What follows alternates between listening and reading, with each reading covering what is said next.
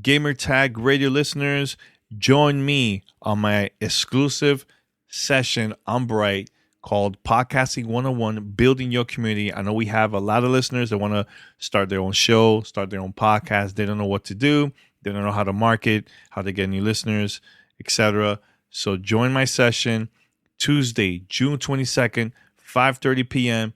Pacific Time, 8:30 p.m. Eastern Standard Time. And you could join and ask questions, learn from me. I've been podcasting now over 16 years, and there's going to be a lot of people there. The last session we had a lot, and we had a great conversation about how to market, to do certain things, certain tricks to get new listeners, how people could discover your show, etc. So this is your opportunity right now, exclusively on Bright. All you have to do is go to this episode under the description here, and I have the link to where you go to the website and reserve your ticket. I only have a certain amount of tickets available.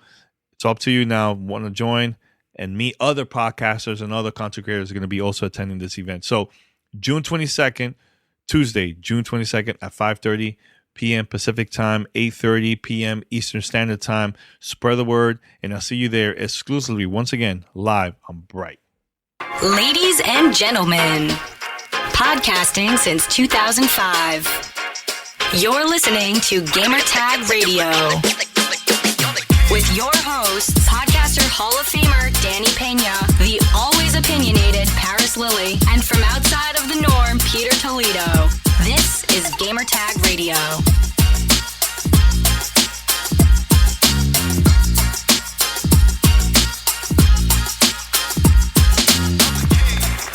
All right, welcome to Gamer Tag Radio, episode 1135. This is your host, Danny Pena, and I have a big show for this week. I have the voice actors of the brand new Insomniac game, Ratchet Clank Rift Apart, and I invited Jennifer Hale and also Courtenay Taylor, two iconic voice actors that had been part in so many games in the past. Mass Effect. Oh my God, the list goes on. Actually, I have a whole list over here. Let me see this. Mass Effect, Metal Gear Solid, Resident Evil, etc. It's a long list, but we had over, I believe, like around 30 minutes or so of just a conversation about working on this project with Insomniac. How was it working during the pandemic? Because things got very, very difficult for the gaming industry to work on these projects in the last year. So we had a great conversation, and I hope everybody enjoys this. And please let me know your thoughts about it through Twitter. My Twitter handle is Godfrey GODFREE, or you can hit me up on Discord. Just join Discord channel. That's discord.gg/GTR. We're there. Subscribe. Join the community, and just not only talk to me, but talk to everybody that's there too, man. We have a pretty good community, man. It's always active and everything. So, but before we play the interview, head over to gamertagradio.com. Listen to our past episodes. You could also find us on any podcast app. All you have to do is just search for Gamer Tag Radio, subscribe, follow us, post your review. That will help us climb the top of the charts, and other people could also discover us because of your support. So make sure to make that happen, all right?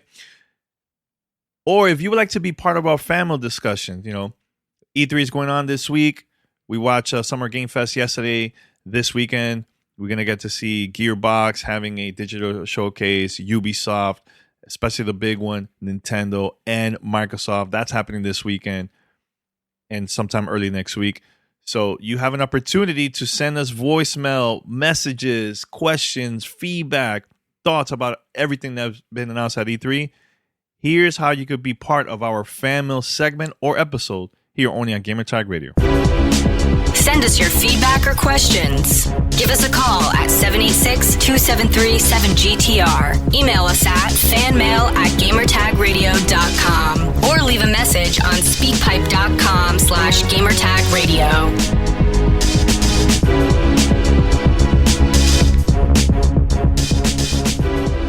All right, so again, we're going to play the interview right now with Jennifer Hale and also Courtenay Taylor. Great interview.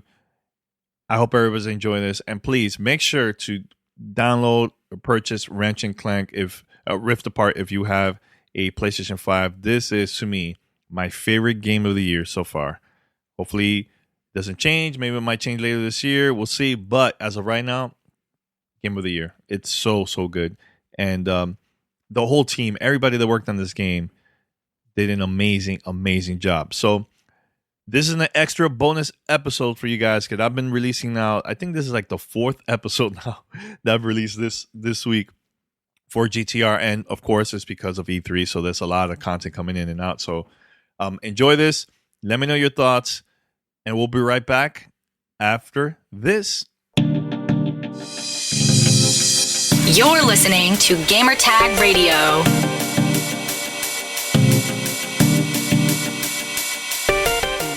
Put this here. Courtney, I love you. Hi, Jeremy. Thank you. Hi, friend. All right, man. I feel like I'm surrounded by legends here, so I don't know what to say. Like I'm nervous. No, I just want to say this very quick. I've been playing the game now for 2 weeks. I finished it. Phenomenal game. You both of you and everybody else nailed it. Nailed the voice acting, everything. It felt like I was watching a Pixar movie. It was so good. Wow. So good. Loved it. Yeah. That's so cool. Yeah. But I'm surrounded by legends, of course. You would like to introduce yourself, Jennifer and Courtney? Let's go with Jennifer first. Go okay. ahead. I am Jennifer Hale. I am a person who does acting, and a lot of it is voice acting. And I sing, and I love Courtenay Taylor. She's an amazing human, and I'm happy to be here. And it's nice to meet you, Danny. All right. Nice to meet you too. Courtney? Hey, I'm Courtenay Taylor. I'm also a voice actor, and I also love Jennifer Hale back. And I'm very happy to be here to talk about this amazing, cool, upcoming thing that hopefully you guys are already playing. Yeah. Now, we're definitely going to be talking about Ratchet Clank Rift Apart. Like I said, I've been playing now for a couple of weeks, and I really enjoy the game. But let's talk about like how was it the process for because both of you have worked on multiple projects, right, in the past. So how is like as a person that is not in the voice acting industry, like how that works, like just to find the right like the tone of the voice for like each character, because every character is going to be different for you too. So want to go with that, Jennifer? This was an interesting one because I actually found out through one of the articles on the game that they listened to the auditions blind, which some people do, and I really appreciate it. And which means they don't know who it is. So for us, the first event is we train our butts off and we audition all the time. That is 90% of the job that we do. And in this case, I remember for me, the auditioning coming across my computer and going, and I just instantly connected to this character. And I dove in with what felt like from my heart was my way of expressing this. And that's all we can do, because this is what we get. We get a piece of paper and this is what we hear. No noise, no sound. Like, okay, I'm just going to go for what my instincts are telling me. Yeah.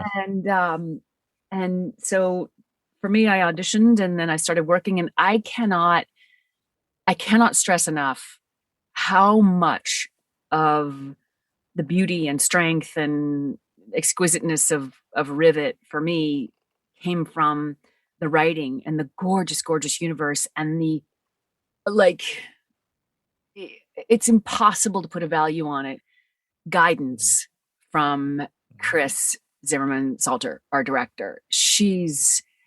I mean, there's just not enough I can say about her. She's one of the guiding forces in gaming today, and people don't know who these voice directors are, and she's one of the best on the planet. And she's guided me. I took classes with her, 2.5 decades ago, and she's a force, and she's an extraordinary person. And she was my true north the whole time, because she kept saying, it's you. It gets me. And she would bring me back. If whenever I was a little bit off that perfect compass point, she'd go and tweak me back. And it was just glorious. How's it for you, Courtney? Well, it's funny because I think I was looking back on my auditions for this game. And I think I got 3 of them. And I think I actually only turned in 1. And it was for Ms. Zurkon. And I felt the same way. I think I actually had the audition for Rivet and was just like, and then completely zeroed in on Ms. Zurkon, where I was like, she was supposed to be this super cool, like rockabilly Southern chick. And I was like, oh, one of my dear friends, who is another voice actor, Sarah Cravens, really was sort of my, one of the options that I gave them was sort of really rooted in her and she's from Tennessee and she's got this big, generous heart and just wide arms, wide open. And I had no idea that she was sort of an alternate universe version of the original Mrs. Zurkon. And so I just played her with, I gave him a couple of different options. And what was interesting was I didn't get directed by Chris Salter. I was directed by Patrick Michalek, who was originally at BioWare and had directed me in Strangelets, which I had done just previously to this for Insomniac. And we had so much fun. We ended up kind of like taking all 3 of the auditions that I had given and kind of mixing them up. And she kind of turned into this sort of older version of what I had put out there. But we really crafted this idea that she really loved the spy part, the intrigue, and it gave her such a great juxtaposition that she was, this sort of arms purveyor, if you will. And then she also had this whole like wink, wink, nudge, nudge thing going on because she was so excited to like do this thing she had never done. So we played hard in the booth and all the writers let me improv like crazy. And I, having spent a lot of time in Texas when I grew up, just, the colloquialisms and stuff, it was just one of the most fun experiences I've had. That's awesome. Now, was this recorded during the pandemic or before? Because how was that process? Like, because probably they were very strict on who could go to the studio, or did you record this at home? I recorded at home.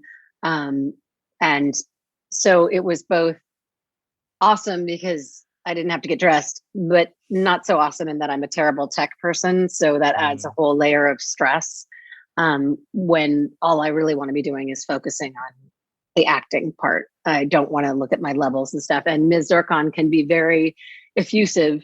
So that was like, there was a lot of like, oh God, and the engineer being like, please, we're like the remote engineer just being like, we're going to bring your game. Just maybe take it down 4 notches. But yeah, I definitely prefer going into the studio and I'm very excited to go back. And I did finish up. I think I finished up maybe 1 session in the studio. Oh, cool. Yeah. I started in the studio and we got a good bit done. And then the pandemic hit and I bolted to originally just to visit some family for a few weeks till it all blew over and I ended up just moving. And I ripped apart the house I was in. I've talked about this before, but I ripped apart the house that I was in, the lower level. And first thing I did before I did anything for the rest of the house is I built this studio and I got killer guidance from George Whittam, who's George the Tech. And he literally told me the materials, told me the exact measurement where everything needed to be. And I got him on FaceTime eventually I was good at the tear it apart part, but I'm not so good at the put it back together part. That would take me. We got a lot of pictures of Jen with a sledgehammer and it was excellent. Where's hazmat gear? Because there was this stuff. I now know how to remediate safely. Thank you, New Zealand government website videos. And so I loved getting to use the space that I built. And when we did our first session for Ratchet and Clank here, I used this mic, which is a Bronner Phantom. And it's a beautiful mic. I love this mic, but it wasn't the same. So they ended up shipping me a little tiny mic and it goes right here on your forehead and you wear a baseball cap backwards and it's right here. And it's so great because I could look around the room, and I could, because I tend to play pretend pretty hard, which I'll miss a line because I'll sort of insta memorize it and then talk to my imaginary friends. So that mic is killer for that. Recorded here at home. And like Courtney, I'm not a tech. You don't want me to be your engineer, but I'll be your hands and arms. One of my favorite things to do is just to turn over control of my computer to that recording window to the engineers and let them control it while I've learned how to just pick certain windows in Zoom and someone else controls them. Yes. That's my thing. Yeah. That's cool. Well, what you could tell us about, we'll go with Jennifer first, but what is it you could tell us about your character, Rivet? I love her. She's amazing. She's the greatest. Oh my God. She's scrappy. She's a fighter. She's grown up thinking she's the only Lombax left in existence. She's the only one. And everyone around her has lied to her, betrayed her. It's just who they are. And you just learn to cope. And she's not bitter. She's not forgetting either, but she's not bitter. And she's just indomitable.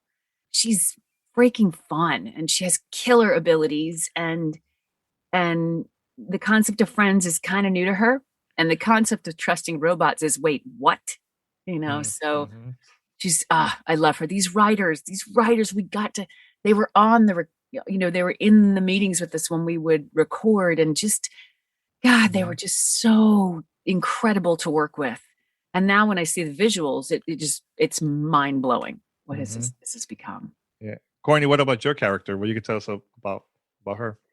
I mean, I think really she's just, I love the fact that she's just having the best time. She is somebody who is gonna, she's sort of the polar opposite of me in that she's gonna be like, what I've got is amazing. Like, you need to come on back. Like everything is in the service of, you getting what you need. And well, maybe that's not that different.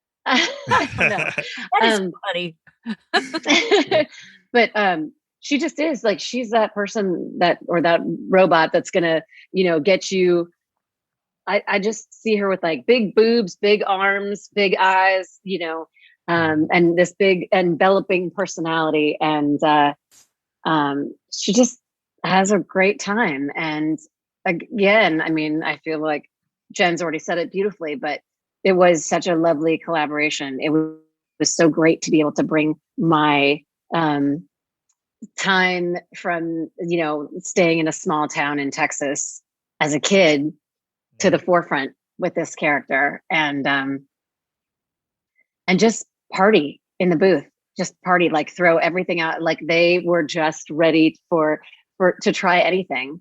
And I love that, because I think, I have played some arms purveyors before, and they're so dark and everything. And I love all that stuff, but it was so much fun to do it completely like, this 180 to what you would expect. And it fits in beautifully with the beautiful game. I haven't gotten a chance to play it yet, but I have watched some clips, and I've laughed my ass off too, because nobody's figured out that Miss Zurkon is me. Yeah. People have said on the end of, they're like, I don't know who's playing this girl, and I'm like, soon enough. Yeah. So even one of my best friends was like, I don't know who Ms. Zurkon is, but she is a hoot. And I was like, it's me. Yeah. Great. And they're in the game, so I could say that. But they're in the game. Yeah. Courtney's just opened up something really cool, which I think is amazing. She and I are part of this group called What the Vox, and we're 6 women who've banded together to raise awareness in the profile and to lift up voice actors, each other, and voice actors in general. And one of the things that, that we talk about and that is so clear is voice actors are so versatile. Like Courtney's unrecognizable. And I've had people say, wait, what, that's you? Because they're so used to hearing me in this certain way. And no, that's me. It's 100%. Oh my God, Hale, like you're one of my besties. And I was like, I don't know who is playing this character, but she is so adorable. And I was trying to figure it out. And I was like, it sounds a little bit like this person, a little bit like this person. And I was like, but no. And then I remember I called you, and I was like, I heard one little Haleism. And I was like, it's Hale. It's Jennifer Hale. I'm like, but I was like, she sounds like a really cute version of someone. And then I was like, it's a really cute version of my really cute friend, Jen Hale.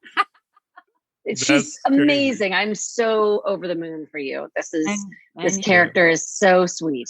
I'm like ding ding ding ding. Yeah, but I do have to say that by even in the beginning of the game and towards also the end, like I really care about the characters, and I feel like it's so hard to pull that off from the writing, from voice acting. It's so hard. How it makes you feel like when you hear that from not only the media and especially the gamers once they start playing this in a couple of days.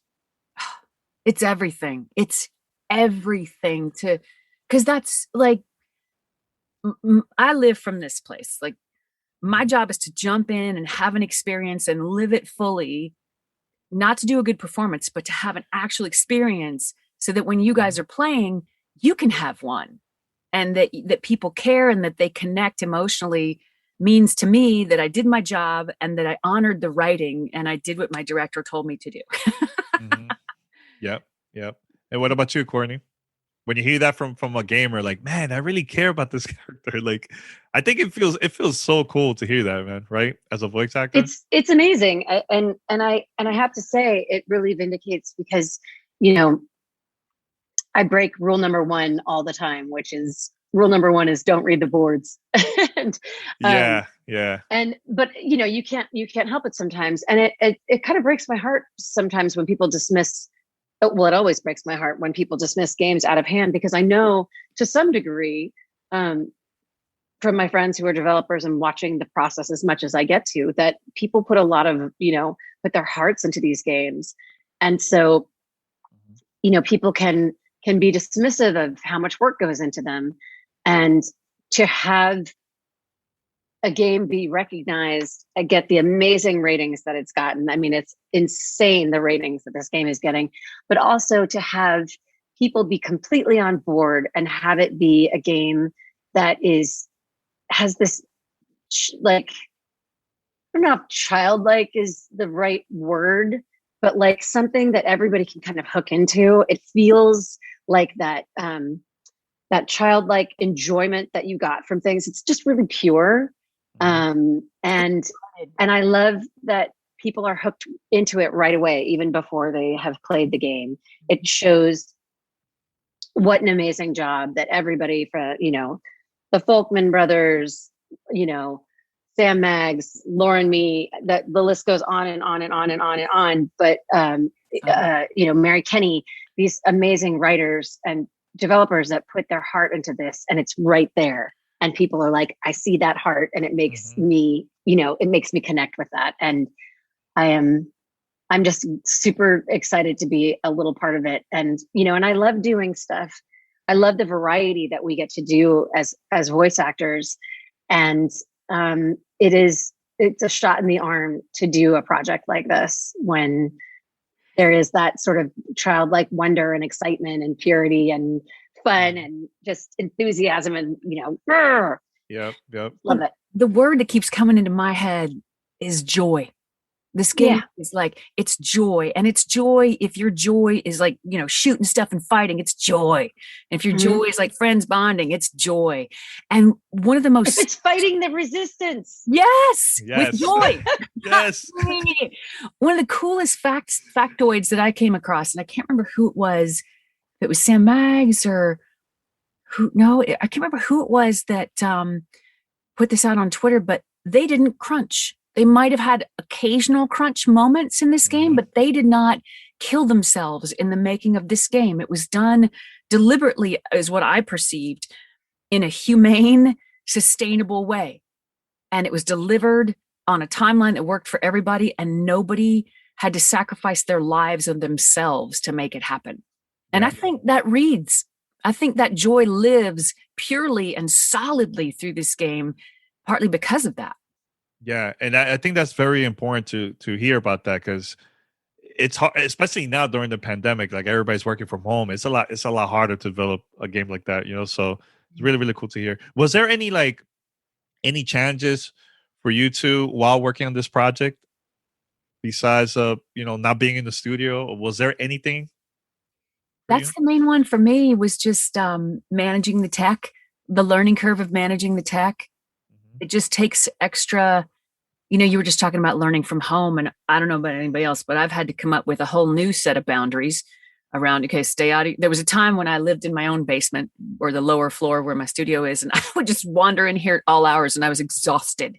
Just like, I got to get these nails out, or I got to record this thing. I'm exhausted. Yeah. So the boundaries around that, and then the new set of boundaries we had to come up with around, okay, now I'm my engineer hats on. I know I'm about to yell. I got to adjust my DB. I should wait for the engineer, or I don't wait for the engineer to tell me, all that whole new set of negotiating that extra piece of our brain. Mm-hmm. What about you, Courtney? Was there any challenging It moments? just reinforced what I already knew, which is that I have terrible time management and that I'm still a work in progress on that. I think it is really difficult to work from home because you never leave your office. And I think that's the trap that a lot of voice actors fall into. The more we're able to create from home, the more you can't sleep. Okay, just get in there, permanently attached to. I think I had readers before, and I think they've gone up, a few numbers because I just constantly stare at screens. But also it just made me really appreciate that, how doing other people's jobs, there is a certain degree of like self-direction from home. There is the self-engineering. And I always would joke and say, I really want to do like a musical chairs thing where we all switch jobs for a day or a week, take your voice actor to work day. And, so that we could all kind of appreciate how hard everybody else works and get a bigger understanding of what other people's jobs entail in this business. I certainly have had that happen. And have also learned to be a little bit more gentle with myself when things go wrong. Because I spent quite a bit of time beating myself up for not learning fast enough and not kind of, knowing everything that I don't know. So, there's that, but I'm super excited to get back into the studio. I keep threatening to like kiss all the engineers on the lips, which they're cringing. But by the way, just to be, I'm so appreciative of what everybody does, and I'm also so much on a deeper level, so much more appreciative of how hard everybody is working under unbelievable stress. The unbelievable stress that we've had placed on us in the last, I would say handful of years, and then the pandemic on top of it.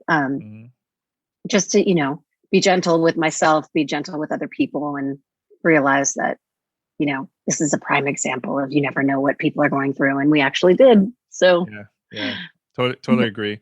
Courtney, go ahead, Denny. Sorry. No, go ahead. Courtney reminded me of something that did happen early on that was a little bit of a challenge in the pandemic. I think everyone was scrambling so much to get it going and get it working because there were deadlines and life was upside down. And I think we want to just put it back where it was. That I remember being really clear with people when they would call to hire me. I can't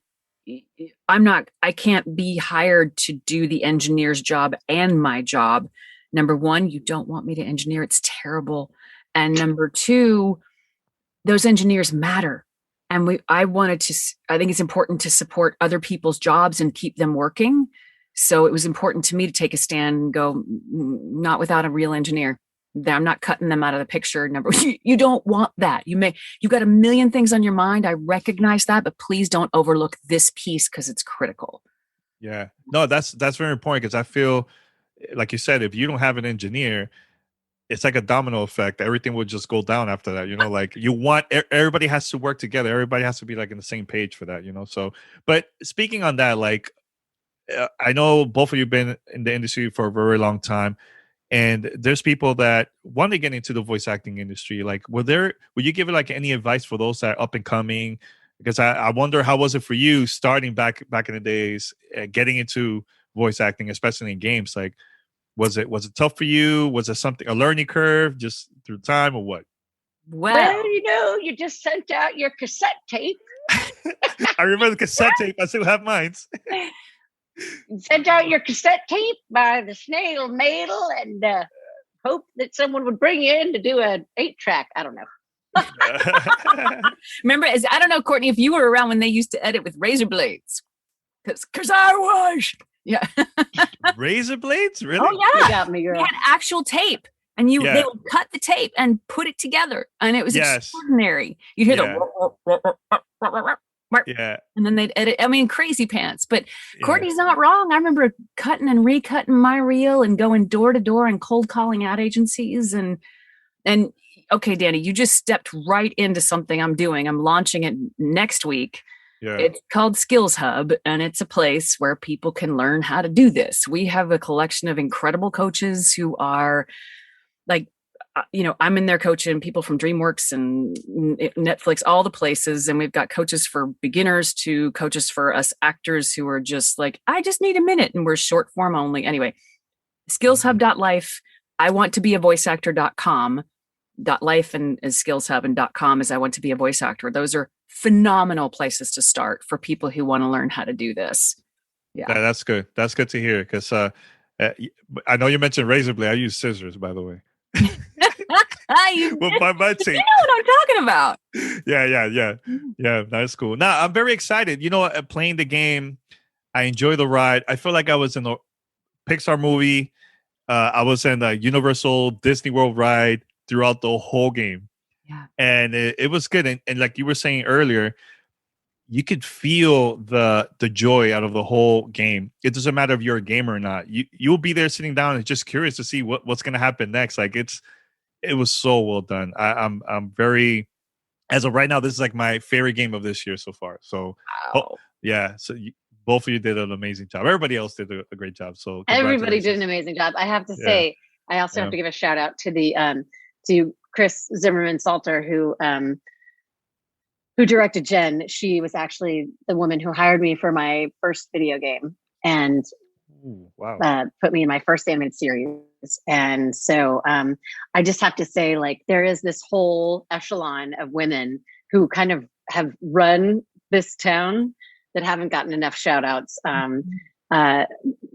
all kind of came up together, and they're out there being directors and producers, and I just am thrilled to get the opportunity to learn from them. I would love to also just stress the importance of having voice directors in the room. There's so many things that they do, and I'm extremely glad that Patrick was so amazing on this, and I know Chris was too. I was sad that we didn't get to connect, but and also just the rest of the voice actors. I know that this is already a really popular franchise, and I'm so excited that they kept the original James Arnold Taylor and David Kay crushing and Armin it, Shimmerman, and also bringing on some really great people who haven't been a part of the franchise yet, who I'll let you discover out there, and I'm absolutely thrilled for them as well. So I'm just really excited. It feels like this game is a gift all the way around to the games industry, to voice actors, and to fans of video games everywhere. So I hope that people get all of that. I can't wait to see the reaction from everybody. I can't wait. I'm super hyped. Neither can I, sugar. Yeah. Also, I was going to mention that. I was like, it will be cool to end it with like, Jennifer as Rivet, you as Miss Zurkon. Like, I think it will be cool. You want to end it like this? Yes, let's do it, Danny. All right, Jennifer, go ahead. You go first. All right, you guys, we're going to do this. It's going to be amazing, and I cannot wait for you to see it. Let's go. There you go. Awesome. Courtney. But before you go, honey, you got to come by Miss Zurkon to get all loaded up with the finest weapons. Look at that. I got goosebumps. Oh, my God. I'll come back now. Can't wait. No, I just want to say thank you for a great conversation, by the way. It was a lot of fun. And congratulations. And I can't wait for everybody to actually play the game in a couple of days. It'll be a lot of fun. So thank you so much, Danny. And thank you to everybody out there. Thank you so much. Thanks. Everyone, thank you. It was a joy. Yes. Yes. This is Gamertag Radio. Voicemail at 786-2737-GTR. All right, that was the interview with Jennifer Hale and also Courtenay Taylor, man. Thank you so much. That was so much fun. I had an amazing time. And I loved how we ended the podcast interview. It was so well done. Loved it. That ended with the characters in the game, and that was like a mic drop. Honestly, one of my favorite interviews of this year for me. It's so good. I'll put it out there with the developers of the medium, etc. So much fun. Can't wait. But yeah, I'm gonna wrap it up here. Thank you everyone for listening to this special episode of GTR. And we already have over 1,100 and 11. Let me see the actual episode here, because I totally forgot. We have so many episodes now. So this is 1135. That's a lot of episodes. My God. So, but anyways, let me know your thoughts. Twitter, Discord, email, all that good stuff. Can't wait to do this more. This weekend, I am going to be streaming, actually co-streaming, Ubisoft Digital Showcase, also Gearbox and Xbox on Sunday morning. I'm going to be live with Pete, and we're also going to be recording a special podcast episode for that after. And then Nintendo, I'm definitely going to be co-streaming the Nintendo Direct happening sometime next week. I believe it's I can't remember exactly next week, but it's early next week. It's happening. So stay tuned. Follow us, twitch.tv/gamertag radio. That's where we're planning to be co-streaming everything. And yeah, see you next time. We have more episodes coming up here only on Gamer Tag Radio. Stay tuned. And I'm out. Thanks for listening to Gamer Tag Radio. Be sure to like us on Facebook and follow us on Twitter.